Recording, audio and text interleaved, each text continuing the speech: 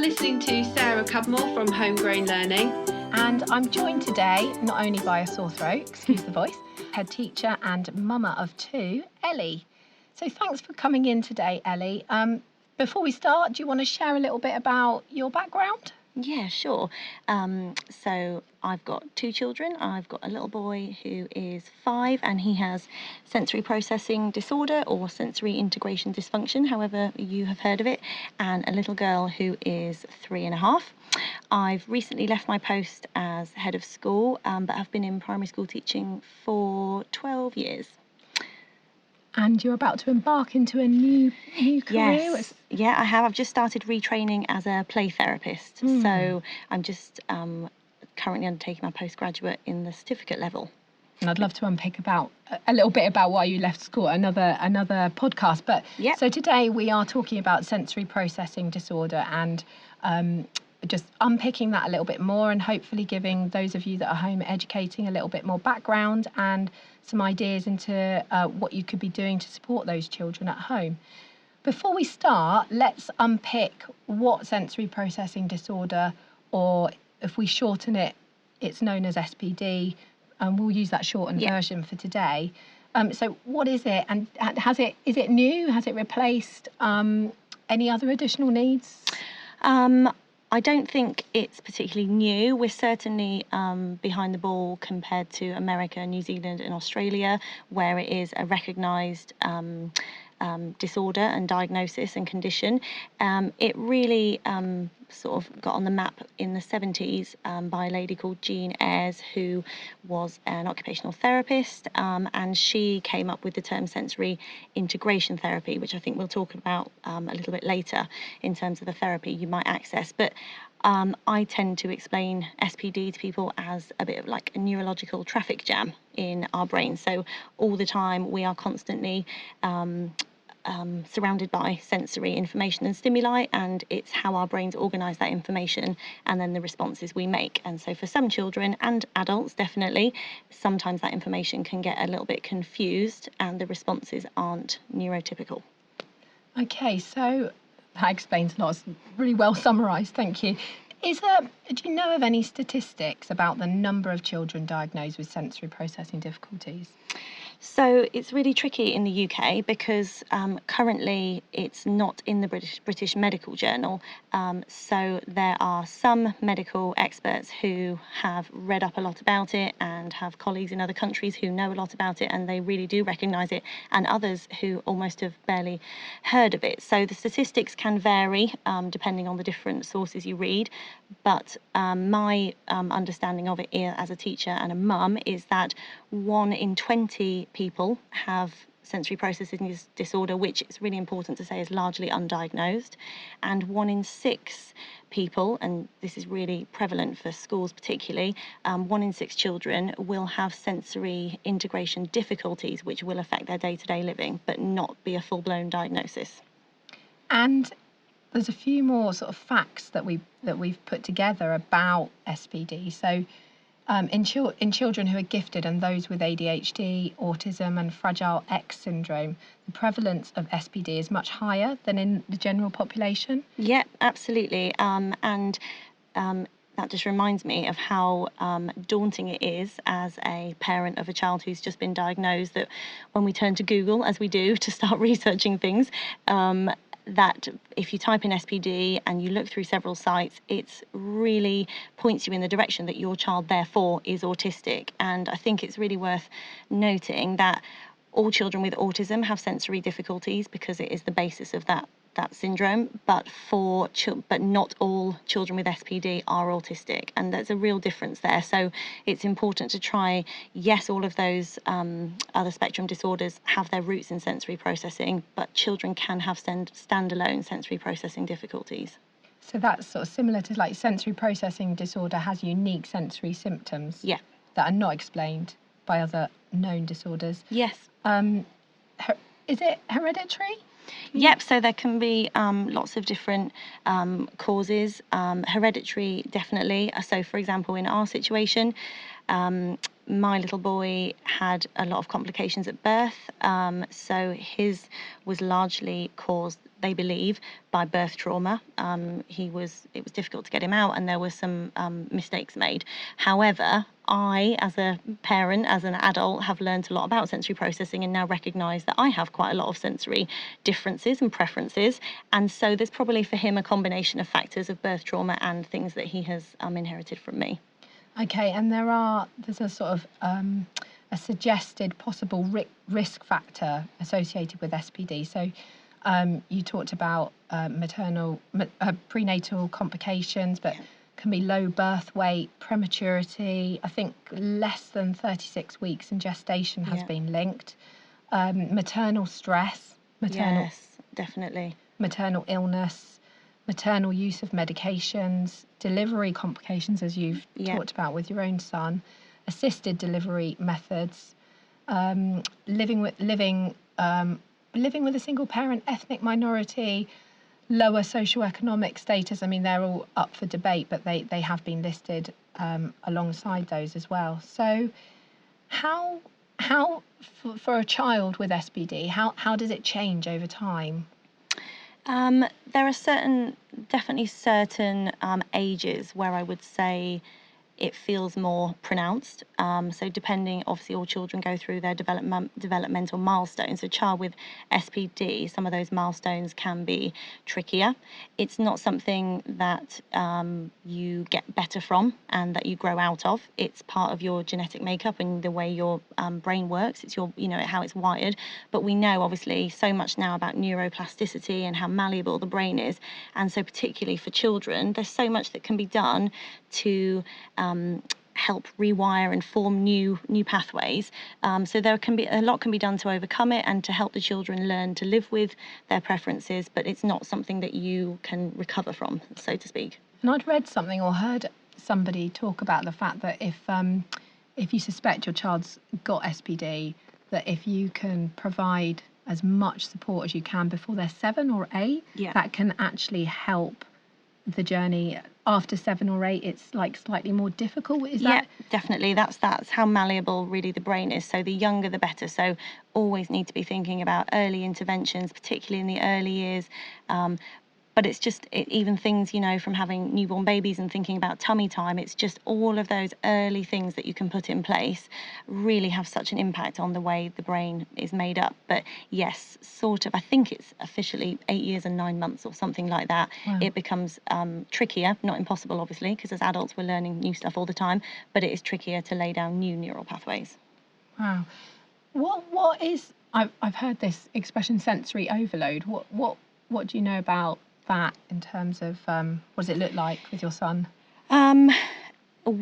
So my little boy was diagnosed at 15 months old, and I would say from 15 months to maybe 3, he would have sensory meltdowns, as we would call them, where he's had an overload almost weekly. And people can often say they look like a tantrum, but I think once you've lived with a child who has sensory difficulties for a while, you'll soon come to see the difference in them. They're really distressing, actually, for people to witness as a parent who wants to help when the child needs reassurance and contact, but actually everything in their being is saying that they need to not have touch at that time.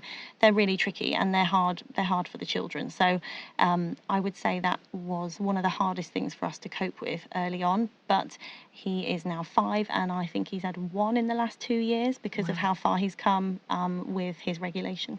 Yeah, and that can look like, children can be biting or kicking or physically hurting, or they can be sort of hiding and not want any sort of response, like you said, touch. For him, the only thing I could liken it to, it reminded me of a caged tiger in a pinball machine, is how he used to look. So the fear in his eyes and pinball machine, because he was going from one place to the next, trying to find a little bit of sanctuary, trying to find somewhere, and he would often try and get in corners or under things to try and get that feeling of being enclosed and safe. And I think that's where you can really see the difference between a sensory meltdown and a tantrum. The look in their eyes, it's terrifying for them. They're really not in control. And that's where things like making a safe place, a safe den, or something, and they will instigate that. You'll see, like, actually it might be under the bed is where they feel safe, under the kitchen table, but you can see that, can't you? Absolutely, and they'll each, children being so unique, they will have things that different things that regulate different children. So for us, it was about working out what in that moment was best. So we knew, and it seemed to be me that was able to comfort him. We knew that he needed some linear vestibular, so some rocking. So I would hold him really close. But for him, and going forward up until now, books always seem to be his calm place. So he will often retreat, like you say, to a corner in a safe space and want to look at books, whether with me or by himself. So it's about kind of finding that, we're in the meltdown. What do we know is going to work really well? I met with a family a couple of weeks ago, and their daughter, who is 11 now, has sensory processing disorder, and she now, having being diagnosed from an early age, she carries everywhere with her a little sensory pack. She calls it a little rucksack, and she's got headphones and a little, is it a nano that she can listen to things. She's got something that she can squeeze, and she's literally got this little pack, and she can open it up at any point when she feels. Brilliant. And so I think it's so funny. I feel exactly the same as a mum, because I take the bag and I liken it to a Mary Poppins bag, and whenever we're going out, it's got something to chew, something to fiddle with, something to draw. There's always a book, and particularly as a family thinking about doing things like birthday parties or cinema trips, which are really normal parts of a childhood that you want your child to enjoy. I wouldn't go to a cinema trip without having my sensory toolkit in my handbag. And it's just learning those tricks really, and having, like we call it, the toolkit ready to go. And it means that they can access all those things that you want them to access and they'd like to.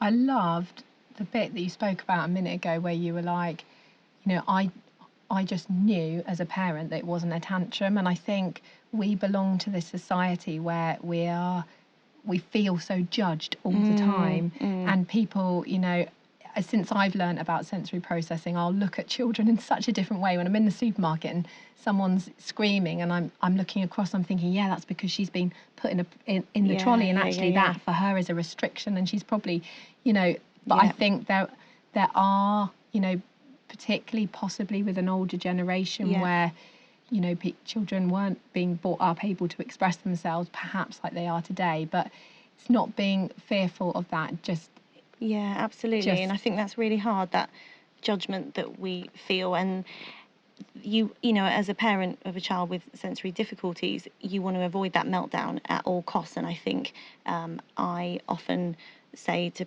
people that I feel like I'm his buffer to the world, and so I feel he is most at ease when I'm around, because what we do is we see these things coming, and I know what's going to trigger him, and I can see that that's going to be a difficult experience for him, so I will kind of tailor things in the environment. And it's not saying that we don't want to expose children to things that are tricky and challenging, but it's doing it in a way that obviously doesn't cause this huge upset, because actually what you're talking about, the difference between a tantrum and a meltdown, is your child's system being flooded with adrenaline and cortisol. Well, that's just not good for anybody. So I have found myself, as he's got older and we've learned to live with it, better able to cope with the judgment, because where people might think I'm just pandering to his every need and perhaps wrapping him in cotton wool, as somebody has once said to me, actually I know I'm doing the right thing for my child, and they're all unique, aren't they? And only we know what's best for them. Yeah, totally. So let's talk a little bit about your son and school, and how does he cope in a school environment? Yeah, so I was quite worried about that. He actually went to an amazing nursery who were totally on board with sensory integration and met all of his needs. It couldn't have been more wonderful. But I know firsthand the stresses of a school budget and the restraints of busy timetables and busy teachers. So we have, because my little boy has had this, from 15 months that we've known about, he is very good at saying what he needs. So I think that's been really helpful. We have some equipment that we've taken into school. So we have what he calls his Prop band, which is like a resistance band that you might use in the gym. So that hangs in the teacher's cupboard, and he knows he can go and get that if he needs it. But it's hard. He is probably very similar to a lot of children who I would say are under the radar. So he does not have such a profound need that he accesses any intervention time with any adults in school. There's not a one-to-one, there's no IEP.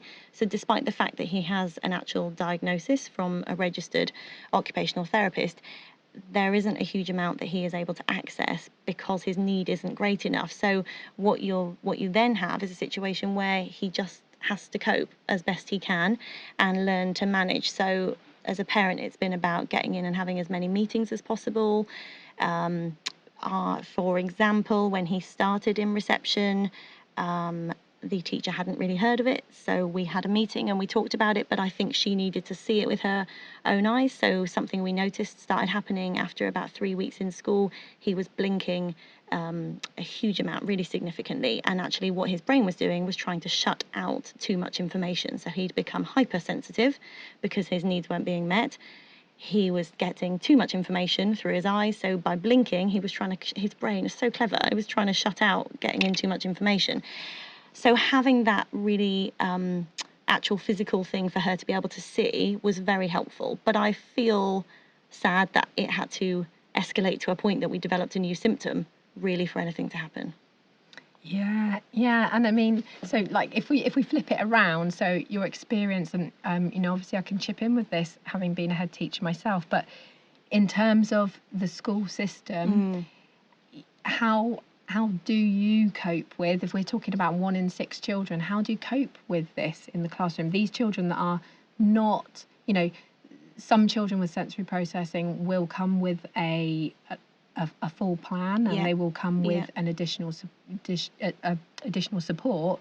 But children like your son who've got these difficulties, and there's like 1 in 6 of these, what can you do? What is being done? Do you feel like it's on the radar for teachers? I feel like, interestingly, in the 5 years that I've had him, I've gone from not hearing it mentioned in the educational sector at all, and really feeling like this was all new ground for me as a parent, and I couldn't believe that I'd not come across it as a teacher. Really just baffled me.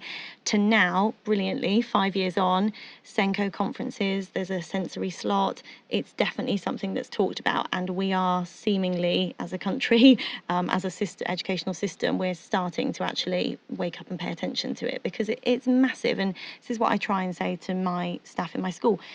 This is what's good for a sensory child actually is good for all children, because first and foremost, we're all sensory beings. So if you take away the emotional intelligence and the empathy and the reasoning and that higher order thinking, we're all just really just functioning on a sensory level. So by meeting your sensory needs and knowing your sensory profile, life is just easier. Everything's easier. So what sort of things get in the way to support these children in school, do you feel? Not enough movement, timetable restrictions, noise. You can imagine how challenging a school canteen can be for a child who is auditory sensitive, also has a really heightened sense of smell, has a really strong gag reflex. Like, that is just really overwhelming. And I've seen firsthand in the last couple of years, now that we're really looking at it in the school I was in, what little changes we can make for those children. So it might be that they need to go into the dinner hall earlier, or they need to go in last, and it's just making allowances, really. But that, I would say, dinner times, lunch times, if you're a child whose vestibular system is a little bit out of whack and you are really unbalanced just about going your everyday business, lunch times with age ranges from reception to year 6, with children running around as fast as they can be really scary. So having quiet areas to retreat to. But I think even if you strip aside all equipment and everything, it's about the people and upskilling the staff and making sure that these children know that you acknowledge that school's quite hard. And it reminds me of way back when we were making sure that our schools were dyslexic friendly classrooms. It's almost like we need to go into this as sensory friendly schools. Wouldn't that be amazing to have an accreditation where, we used to have at the bottom of our letters, we're a healthy school, we're a dyslexia friendly school. That would be amazing to think that we might get to the point where schools were recognised as being sensory friendly, because, like we say, that's good for all children, and adults, staff.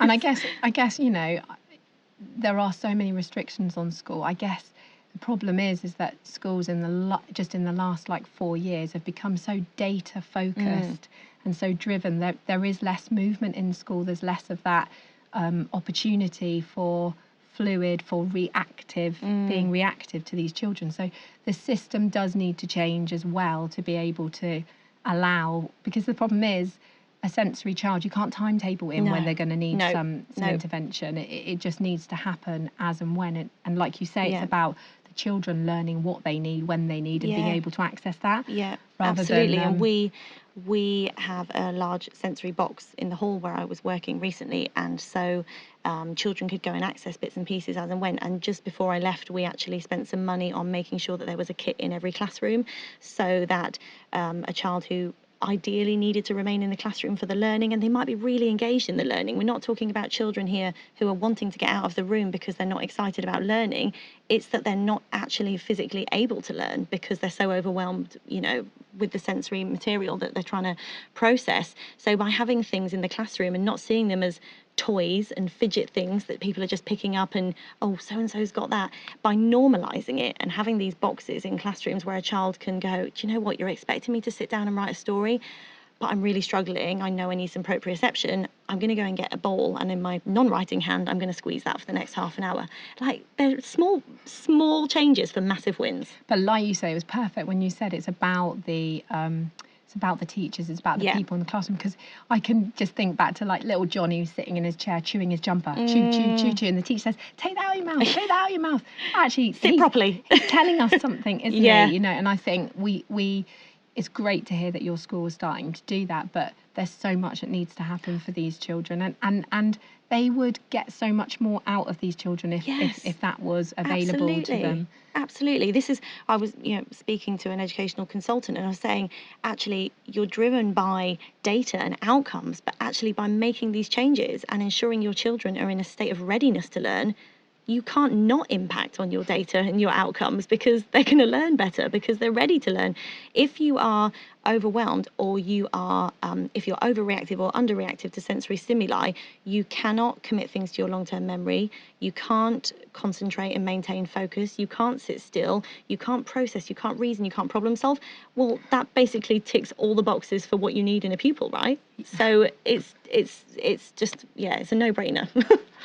And, I've got to say from the other side, so therefore, if you are in a position where you can home educate your child, or you think that's right, actually, you can't be going wrong with a child who's got sensory processing, and you are giving them home education purely because you are hopefully giving them fluid time where you're reactive and you're able to educate them about themselves and how to survive in the world with all their little quirks that they've got. Yeah, so, absolutely. And it's things like even the weather can have an impact on my son. So, like you were saying, being able to be reactive and make that personalised learning for them in a home environment. So where those seasonal weather changes, anything like that can make a difference.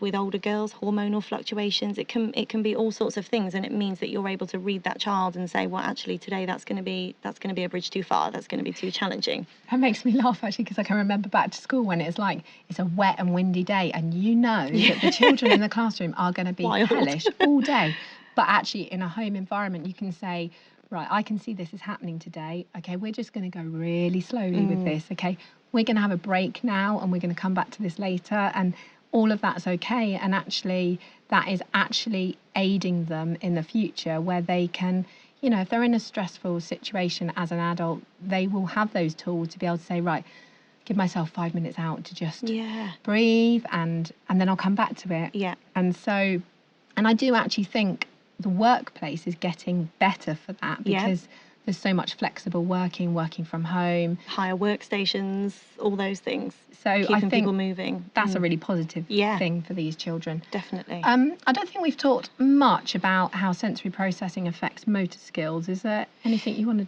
Yeah. So normally when you are, you're pursuing a diagnosis, it's because obviously there's been a red flag and something has flagged up for you that we've got a little problem here. So for us, for my little boy, it was a developmental delay in his gross motor skills. So, really late walking. But it was more, obviously children walk at different times, but it was things that you just think, well, but there's no transitional movement. They can't rock from their, sitting position to all fours. There just seemed to be a lack of fluidity in his physical movements. So that was kind of our red flag. And that was what a lot of his early interventions and therapy were focused on.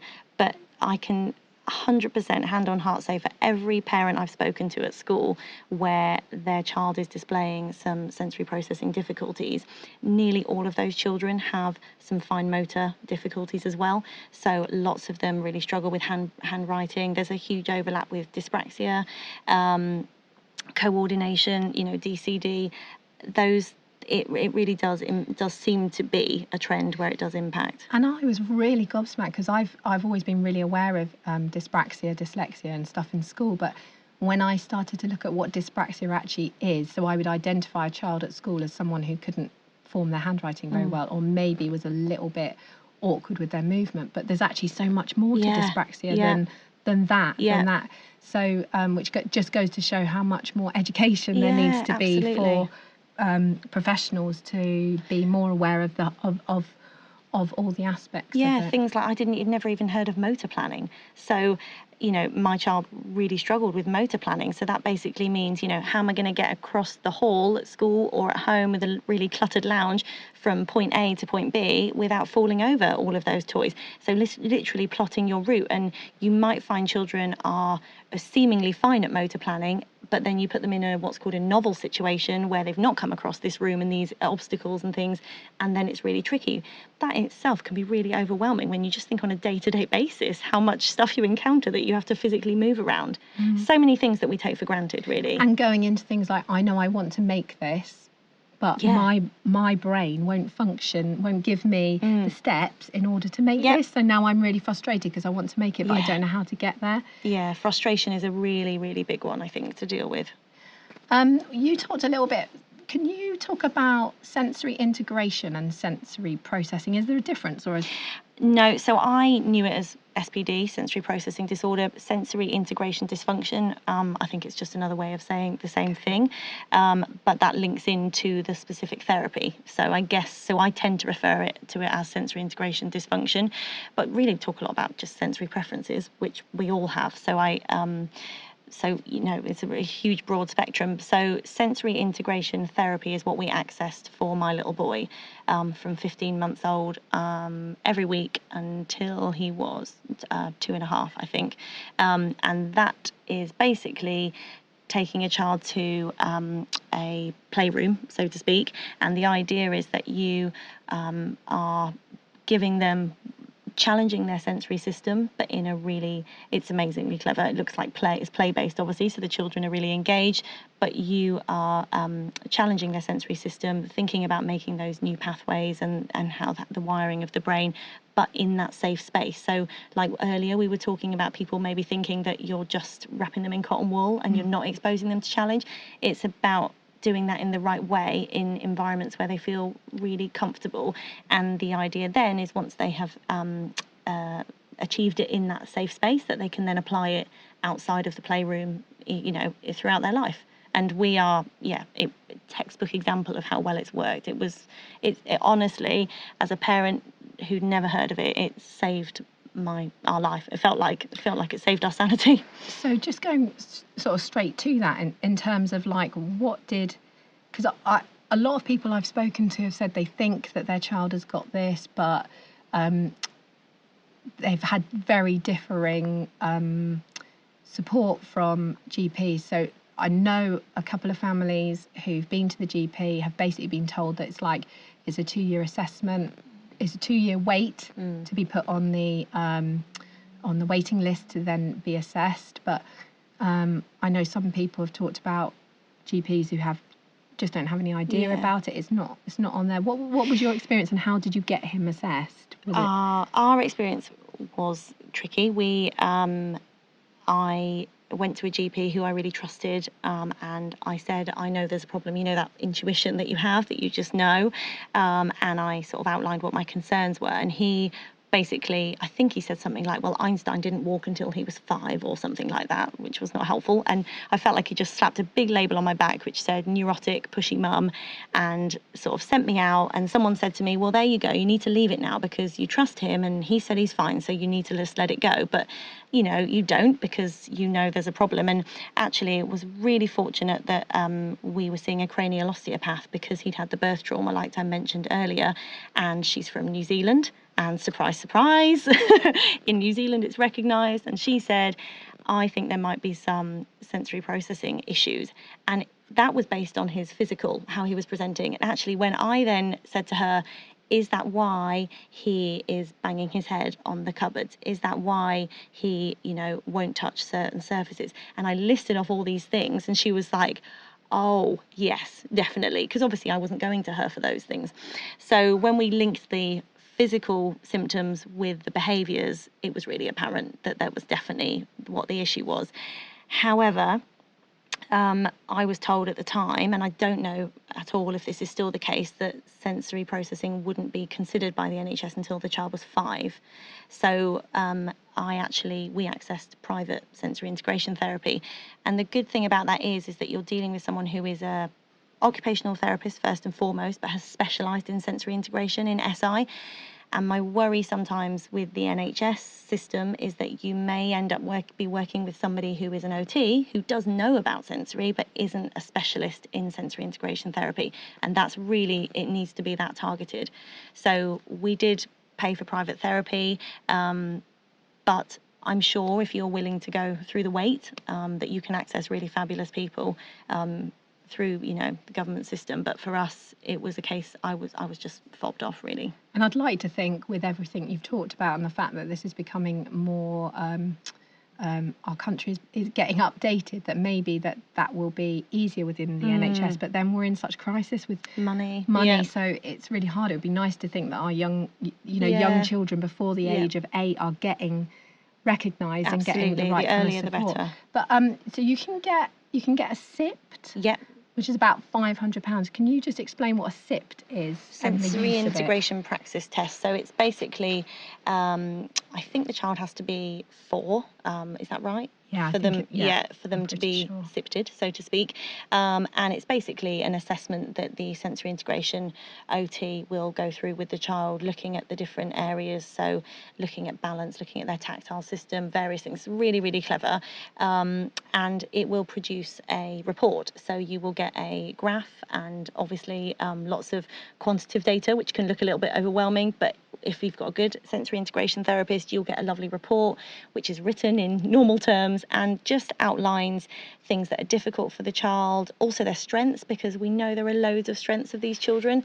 What I really love about the way we've kind of managed things with my little boy is that he has so many wonderful skills because of his sensory processing disorder. So yes, he is auditory sensitive and he's hypervisual, but because of that, he's actually really amazing and observant and things. And I'm sure his sense of empathy and how sensitive he is towards others is because of his sensory difficulty. So you can really flip it on its head and see it as a real positive. So they'll outline their strengths, talk about some of the weaknesses and things they're struggling with, and give you recommendations, give the school recommendations, give you recommendations for home. It's amazing, like we were saying. I can remember seeing one when I was a head teacher of a child who came into reception, and I remember saying, flipping Nora, if we could get one of these on every child who comes into reception, just in that year, focus on that and what we could do for them. By the time they're 8, they will be able to access things in a very different way. Yeah, so I think absolutely. like for £500, which is a lot of money, and I know that that particularly for home educating families where money generally is tighter because of the limit to working perhaps in the same way. But I know as a practitioner the information you got on each of those children was amazing. Just like, and actually, although I don't want to talk about grouping children, in terms of thinking about senses, you could group them loosely around what input that little group of children would need in comparison to that group. Or we've got someone coming in today to see to do something in the class. Well, we know that little group of children needs some input before somebody comes in, and just knowing that, I think, is huge. Definitely, it's knowing your child's profile, really, and it makes everything so much easier. You have a huge understanding, and you're absolutely right. In the school I was working in, we were able to loosely group children for some intervention groups in terms of those who were under responsive and those who were over responsive, because they need very similar things. So it's yes, they're individuals, but lots of them have a lot of similarities. So you can do that, which is really helpful and gives that children that really nice sense of, oh, it's not just me. You know that we use the word quirky a lot, and they are often quite quirky children, but it's really refreshing for them to see, oh, I'm working in a little group and everybody finds that a bit tricky. It's nice, builds a bit of camaraderie, I think. And I know, like we talked about in school, that some of these children that don't have one-to-one support, but I do know of families who've had that SIPT assessment and have been able to access DLA funding. Oh, okay. So that's really helpful for buying some resources at home for some swings or some, equipment like your sensory box and things like that, but or also potentially supporting other things like swimming lessons. So maybe giving them one-to-one swimming, because the echo of a group of swimmers, could be hellish for some getting of those dressed children. when you're that wet, sticky feeling like that. If you're tactile defensive, that's a nightmare. Socks, the bane of my life. On the same level, swimming could be an absolutely vital tool for a child with sensory, because they're getting so much input from the water full body. And that. So at an early age, it might be really important to get that child swimming once a week, and so that kind of funding can help that. And I'll put a link on the podcast site for any families that do have that assessment. And then I was just going to chip in and say that in the time that you're potentially either waiting for an assessment or you are saving and considering a SIPT report on your child, it would be really useful to make sure that you're collecting as much. I hate using the word evidence, but it's such a great word. So collecting things. So if you're a home educating family, you might want to use my app Collage to record where they're working in terms of the national curriculum. It is actually quite useful, because for some of these children, they might not be able to access the national curriculum. It might be really quite bright, but because of the sensory processing difficulties, they might be sort of slightly behind, particularly like in English, where they can't, if they've got those dyspraxic sort of issues, they're not able to write stories or plan out things prior to doing them. And likewise in maths, there might be some particular maths functions. Especially when you think about shape and space and spatial awareness and coordinates and all of that. Maths can be a real tricky one. Yeah. And even if you're not using the curriculum aspect of Collage, you could just use the subject headings to just be collecting little videos of physical development in PE, for example, and you would be able to show a practitioner when you're going for an assessment, where your child's at. I think that's really useful. I would have found that really helpful, actually, because I've still got on my notes section in my phone all of the things that were presenting that I was concerned about, and trying to put the dots together myself, and actually then just going to somebody, I had just sort of, a basic list in my phone, but having something, I know it's, evidence isn't, it's not the be all and end all, but as a parent trying to fight my son's case, it was really, really helpful to have as much evidence to hand as possible to explain to somebody what it's like day to day for us. Yeah, no, totally. And even if you're not using any of them, like Ellie just said, on your phone, trying to keep a file of photo, video evidence, or notes section, just, keeping a little diary of those tantrums and things like, and not tantrums, but those meltdowns. Yeah. And potentially what's caused triggers, them. Definitely. Really see if you can see any patterns. And I think after you've had that SIPT report, is then suggested that you have a course of 12 weeks roughly at a time of a weekly intervention, just to give you an idea that I think on average it's about £50 a week. Ours was. And that's really great. So, but what I wanted to talk about was, if you can't afford that, what could you be doing at home? And obviously bearing in mind that you're not qualified in that area, but you've got so much background in terms of, can you give any practical ideas for home educating families as to what resources and what they could do? So I think the biggest one, so I always just assumed and had heard we had 5 senses, just so to find out we had 8, but really in a sensory point of view that we talk about this 7, famous 5 and secret 7, so to speak.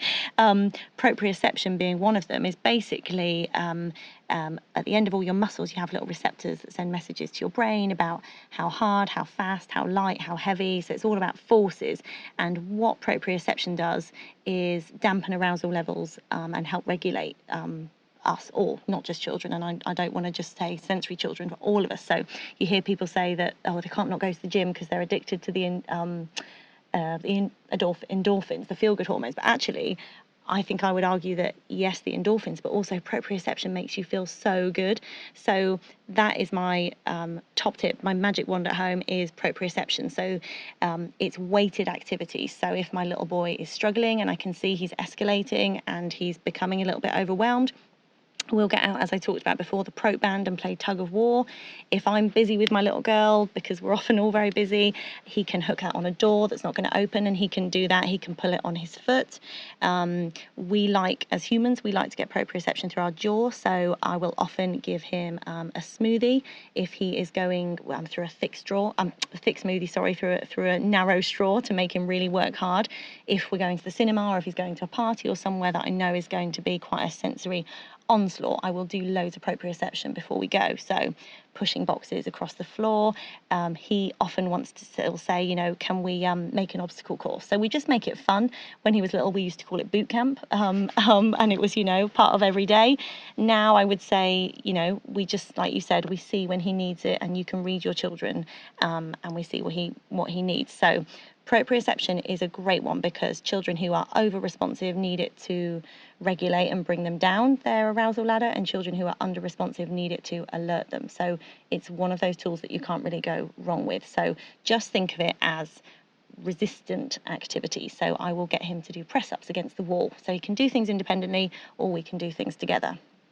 And I've seen other recently, because there's a lot of talk about like weighted blankets and things like that, which I think are really great, but I think tricky in the summer. Like, yeah. I saw someone recently got some stretchy nylon fabric and tucked it like it was like a sheet on the bed, so that the child slept with a underneath that, and obviously that would dependent on their age, but that made them feel grounded, without needing loads of layers, which makes them hot. And then they just had a really, really thin blanket on top of that. But I remember when your little boy was little and you made a swing under the table, under the kitchen table. With one of my baby wraps.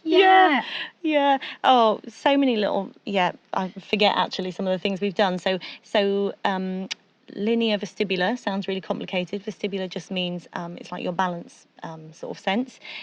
So if you imagine rocking forwards and backwards, it's linear because it's in a straight line. We all find that really soothing. So we often do that, you know, pregnant women, they will rock, babies like being rocked, adults and children are exactly the same. So making a swing and having a hammock, anything like that you can just have, it doesn't need to cost a lot of money, can be really helpful as well.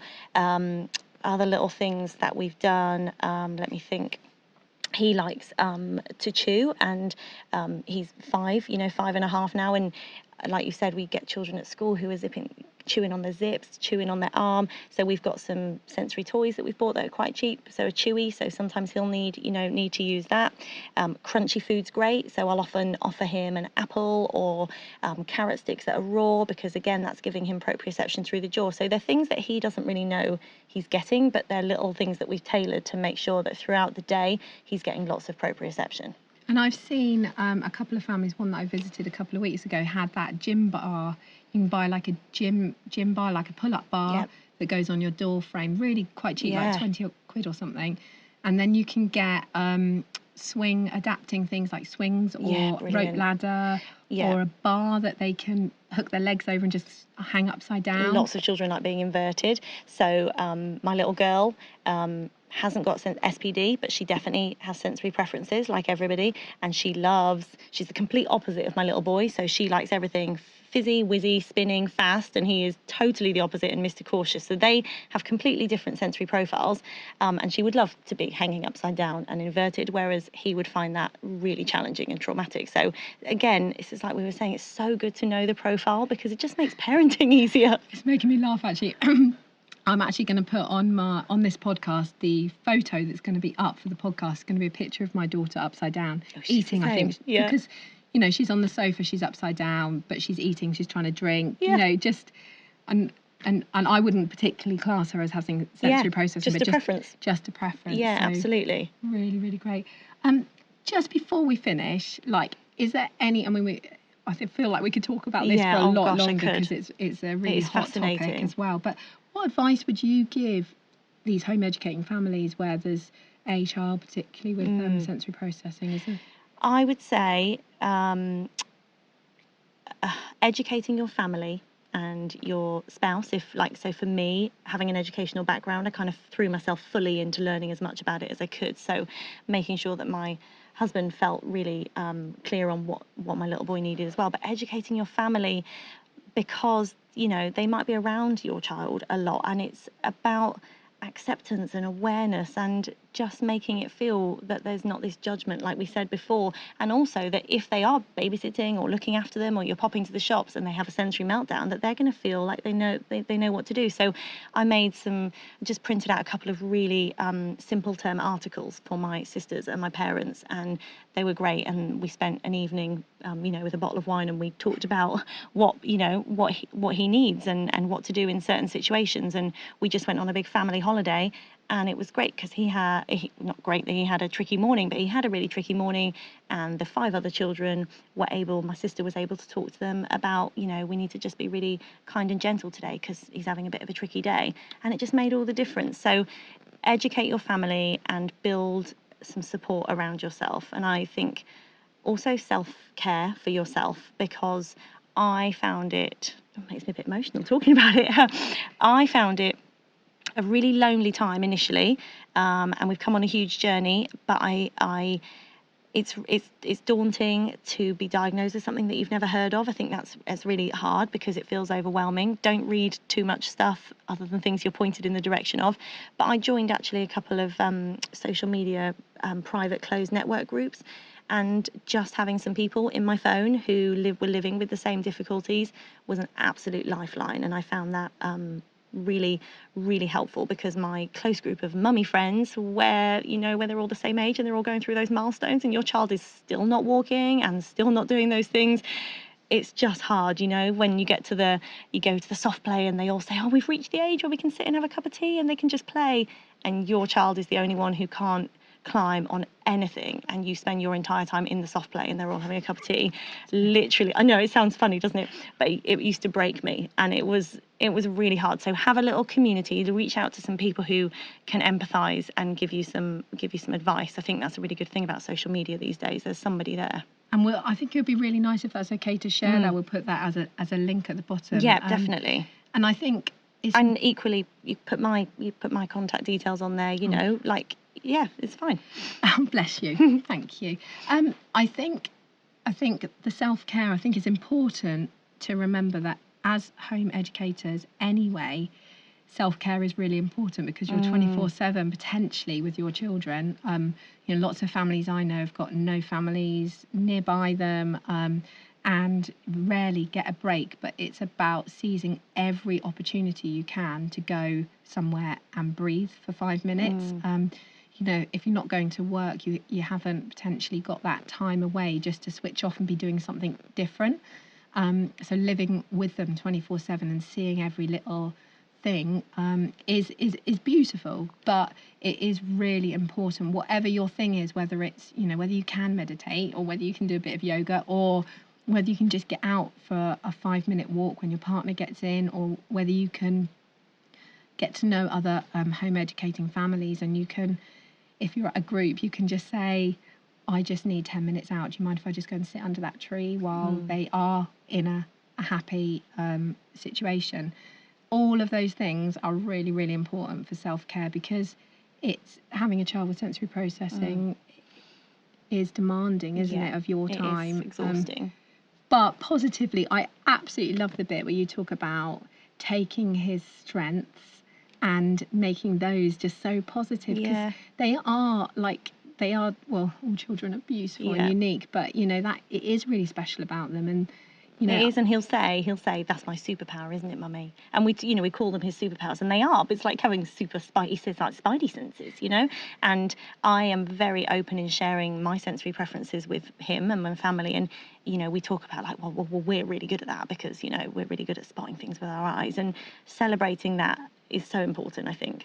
Yeah, and working with siblings to help them to understand. That's a great point. Particularly when they're younger. I've heard people talk to, like, the younger siblings and say, like, and explain to them that so and so does that because their brain operates in this way, but your brain doesn't operate in that way, so you don't have to copy that behaviour. You can just be you, and but while that child's doing that, we need to just give them space and let them. It's really hard for children. It's really hard, and it's important to monitor whether there's some learned behaviours going on, because like you say, they might be a younger sibling and they just think, well, this is how my brother behaves, so this is how I respond to that situation, and also.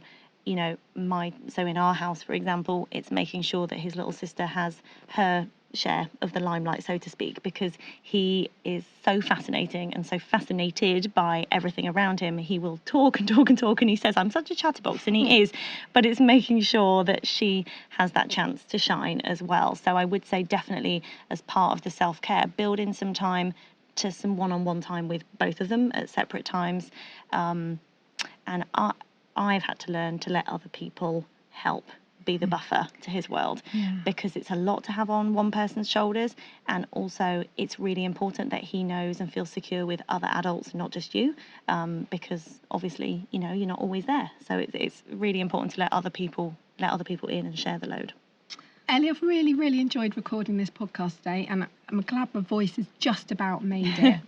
You've got a wealth of experience as a beautiful mum, and I really think, as home educators, there's been a lot that you've talked about today that even for children without sensory processing, well, there's definitely stuff we could take away. So thank you very much for your time. My pleasure. I hope this podcast has helped you. And if you've got any questions either around this topic or anything else that you'd like support with or to know more about, if you want to email in your questions, and I will put them into our question and answer sessions. But until then, stay calm and carry on.